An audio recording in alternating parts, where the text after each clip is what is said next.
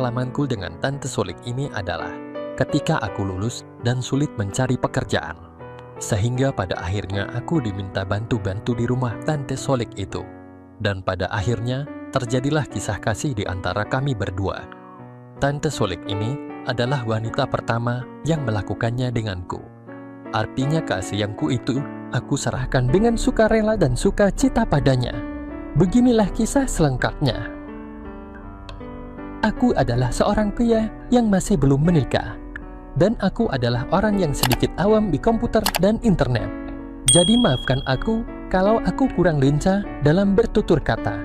Namaku Dadi, umurku sekarang 20 tahun. Aku tinggal di suatu daerah yang cukup terpencil, sehingga cukup sulit untuk mendapatkan pekerjaan kalau tidak berani merantau keluar kota. Baiklah, aku akan mulai bercerita. Jangan lupa like dan subscribe channel ini ya. Terima kasih telah bergabung. Inilah pengalaman pertamaku merasakan indahnya surga dunia dengan seorang wanita. Wanita yang telah memberikan pengalaman indah itu adalah tanteku sendiri. Kisah ini dimulai ketika aku masih berumur 20 tahun dan saat itu sedang menjadi pengangguran. Pada saat itu, aku masih tinggal di rumah orang tuaku di sebuah desa. Ketika Om Dito mendengar kalau aku sudah lulus dan belum bekerja, maka Om Dito pun menyuruhku ikut bantu-bantu di rumahnya yang ada di kota besar itu. Karena aku memang ingin sekali bisa bekerja dan mencari pengalaman di kota besar, akhirnya aku pun menyetujuinya.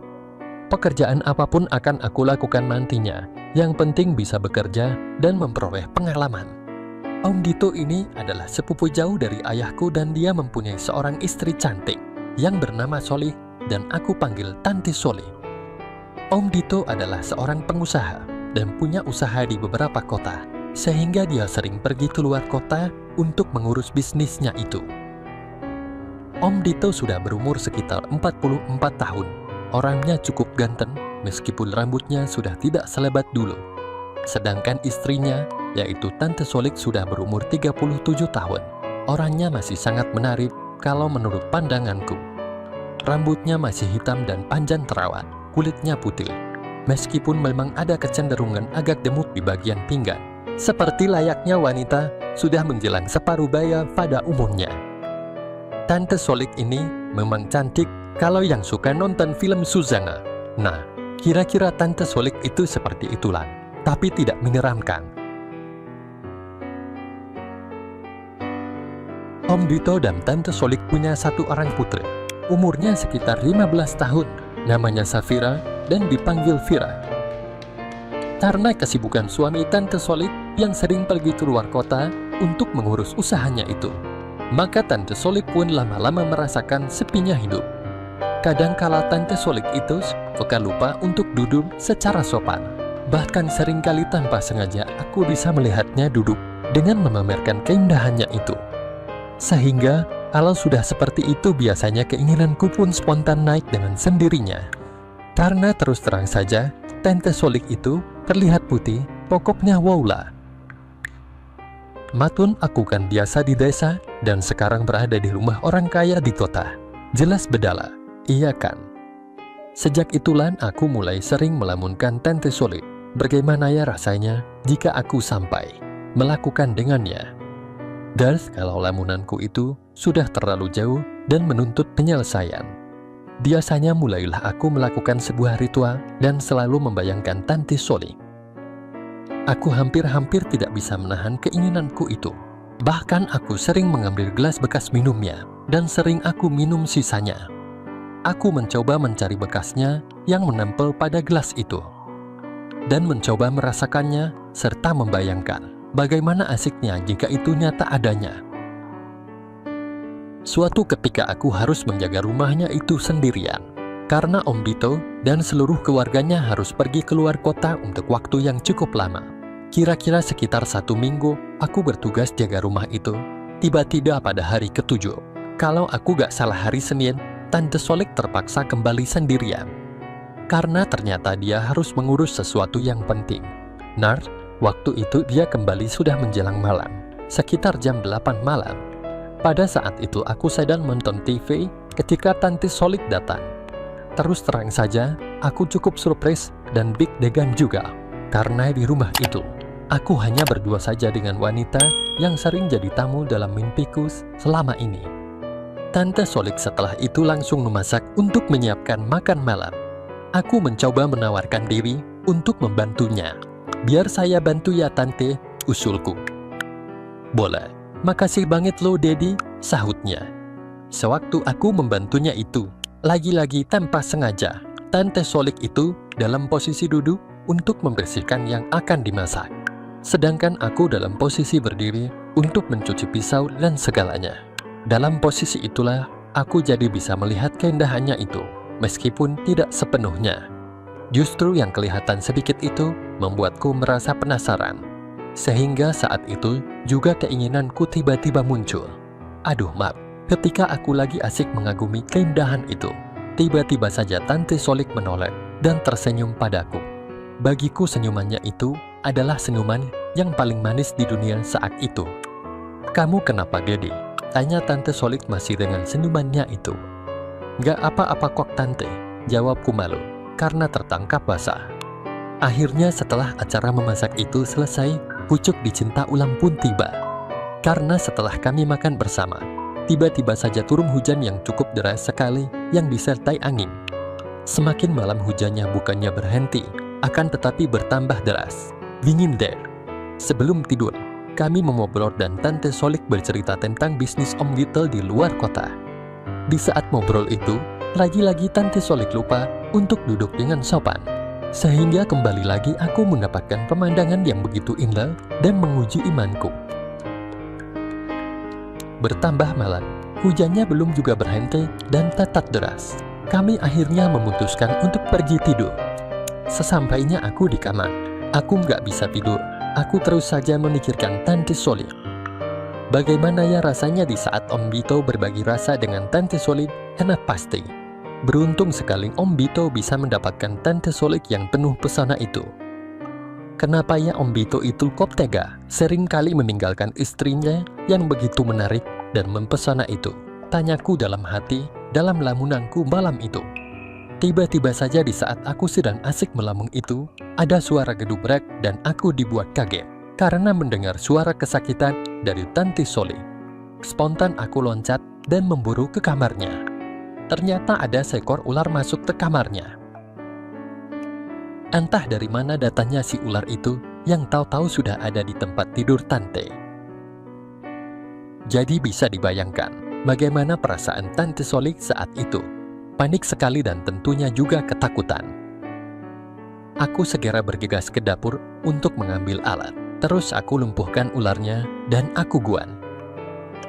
Setelah itu aku balik lagi ke kamar Tante Solik untuk memastikan keadaan Tante Solik waktu itu. Aku duduk di sisi tempat tidur Tante Solik. Tante Solik tampak terdiam, mungkin karena shock. Akhirnya aku mencoba untuk memberikan kekuatan layaknya seperti yang ada di film-film yang pernah aku lihat. Perlahan aku pegang tangannya dan berkata, "Tante, sekarang sudah aman kok. Ularnya sudah aku buat." Ucapku mencoba menenangkannya. Tapi tiba-tiba saja Tante Solik dengan begitu cepatnya menubruk padaku. Tentu saja aku kaget menerimanya. Dengan sedikit berdegup aku pun meraihnya. Aku benar-benar agak nervous saat itu. Soalnya Tante Solik yang aku impi-impikan selama ini, saat ini berada dalam penyukanku. Aku bisa mencium wangi rambutnya yang harum dan subur terawat dengan baik itu. Waduh, rasanya aku tidak bisa berbicara apa-apa. Aku terus menghiburnya dengan mengusap-usap rambutnya dan terus berusaha menenangkannya dengan kata-kata yang pelan. Tiba-tiba Tante Solik menengadahkan kepalanya dan melihatku. Di tengah remang-remang cahaya lampu kamarnya yang cuma 10 watt itu, aku bisa melihat matanya yang begitu sayang, mulut yang sedikit terbuka, nafasnya yang hangat dan harum menderu di wajahku. "Makasih Lady, Tante benar-benar kaget tadi, makasih banget ya," ucapnya dengan masih menatapku bagaikan seorang istri pada suaminya. "Gak apa-apa kok Tante, aku juga kebetulan tadi belum tidur. Jawabku dengan terus mengusap rambutnya dengan penuh kasih sayang. Setelah aku merasa kalau Tante Solik sudah lebih tenang, aku pun dengan berat hati melepaskannya. Rasanya rugi banget melepaskannya, karena terus terang saja saat itu sudah timbul perasaan aneh dalam diriku. Saat aku benar-benar melepaskannya, barulah aku perhatikan dia. Tante Solik sangat cantik dengan baju tidurnya yang berwarna lembut. Akhirnya dengan perasaan campur aduk, aku pun beranjak keluar dari kamar itu. Sebentar aku pun diam di balik pintu kamarnya dan merenung. Aku merasa betul-betul jadi laki-laki yang paling beruntung di dunia ini ketika tadi aku begitu rapat dengan Tante Solik. Aku betul-betul iri sama Om Dito yang bebas untuk ngapain saja sama Tante Solik. Ya soalnya dia kan memang istrinya. Pada saat aku sedang galau dengan pikiranku itu, tiba-tiba pintu kamarnya terbuka dan Tante Solik tampak berdiri di depan pintu itu serta memanggilku dengan pelan. Jadi, aku pun berbalik dan aku sedikit tertegun. Tante Solik berdiri di depan pintu itu dengan pandangan sayu menatapku. Begitu cantik di mataku malam itu. Mukanya terlihat putih dan pipinya sedikit kemerah-merahan. Rambutnya yang agak panjang terurai. Semuanya terasa begitu indah dan alami di mataku. Dan semakin menambah keinginanku. "Ada apa, Tante?" sahutku. "Tante takut tidur sendiri. Takut kalau nantinya ularnya datang lagi di saat kamu sudah tidur," ucapnya dan selanjutnya diam sejenak, serta menundukkan kepalanya. "Kamu mau kan temani Tante malam ini?" ucapnya seraya memandangku. Waduh, rasanya saat itu aku tak bisa berkata apa-apa. Aku seperti kejatuhan bulan saja. Bayangkan saja, Tante Solik yang sering aku hayalkan itu, kini memintaku menemaninya. "Boleh saja Tante, tapi kan tempat tidurnya cuma satu. Jadi gimana dong?" tanyaku mencoba memancing di air karung. Mendengar pertanyaanku itu, Tante Solik hanya tersenyum, dan selanjutnya berkata, "Pokoknya beres Dedi, kamu nggak usah takut." Sambil berkata demikian, Tante Solik pun melemparkan senyuman manis kepadaku dan mengedipkan sebelah matanya. Akhirnya malam itu pun menjadi awal hubungan khususku dengan Tante Solik. Bahkan akhirnya aku jadi tahu kalau selama ini Tante Solik itu sangat berlebih, diberikan kebahagiaan harta, tetapi untuk kebahagiaan batin sangat kekurangan. "Debbie," panggil Tante Solik lembut. "Ya Tante," jawabku. "Kamu benar-benar lelaki yang hebat," ucap Tante Solik seraya tersenyum manis. Aku tersigu mendengar pujiannya itu. Lelaki yang hebat. Waduh, asik banget dia menjuluki aku begitu. Aku cuma menunduk saja ketika aku menaikkan pandanganku. Ternyata Tante Solik masih melihat kepadaku. Pandangannya agak lain dengan pandangan seperti yang biasanya aku lihat selama ini.